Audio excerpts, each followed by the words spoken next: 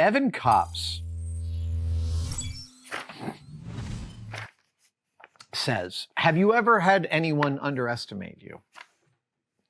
Just a great question. Just in general, they say. One of my coworkers was of the opinion that I didn't have anything between my ears because I'm, quote, a young blonde kiddo, even though I'm 31. She revised her opinion, though, when one of my friends showed her some of the videos I do. How? Okay. That's a really, really great question. The answer is, yeah, people underestimate me all the time.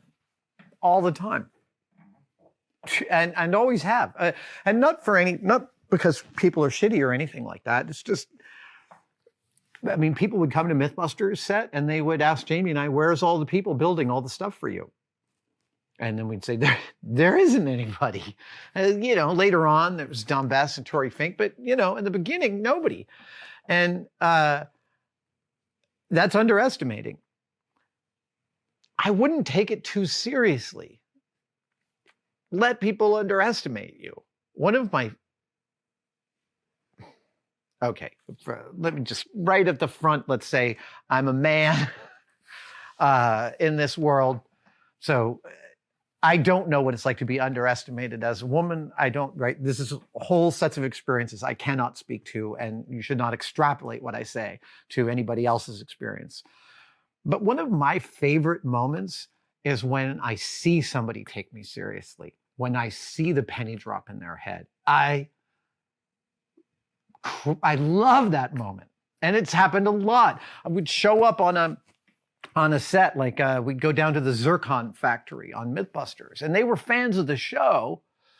But when I started talking to the engineering team and they understood that I understood more than they expected, and I see that light come on, that light is like, I want to eat it. I love it. I love that moment when someone realizes what you actually can do. And it's a tricky balance. You don't want to go around saying, I talk a lot. I like to say that it is a good idea to tell people what you do and what you're interested in, but you don't want to be overbearing about it. You don't want to be the guy that, we all know these kinds of people who, when you're like, hey, do you want sugar in your coffee? And they go, you know what kind of person I am? And it's like, I don't care. I'd stop talking right now, please. I don't need, this isn't an NPR interview. I'm just asking you about sugar in your coffee. That's not what I'm talking about. But recognizing that someone's underestimating you and bringing them around to understand, or watching them take in something you did and be like, you did that? It's great. So from my vantage point, I have learned at this point in my life, I do not worry when people underestimate me. It still happens all the freaking time. And watching the penny drop for people and realizing that they can take me seriously in the capacity that I'm in is a deep pleasure for me. Again, and it's my personal experience. There are all sorts of other genders and colors I could be, and my experience would be radically, radically different. But that is my experience. Yeah. Let me see if somebody else has asked a question from here we go. Andy Butler, if you could collaborate with any creator from any point in time, who would that creator be and why? Well, don't get me wrong. I'd love to be an intern in Leonardo da Vinci's shop. But we know so little about his actual working process that I can't really wish for that, because who knows what kind of heaven or hell that could be. I will say, what's his name? Hold on. Hold on. There's a specific guy. Hold on.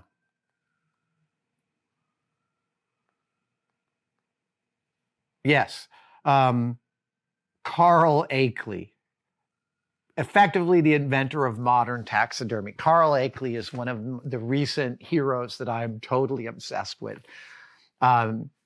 when Carl Akeley started learning taxidermy, they would skin an animal, sew up the skin, and shove a bunch of sawdust in it and display it. That was it.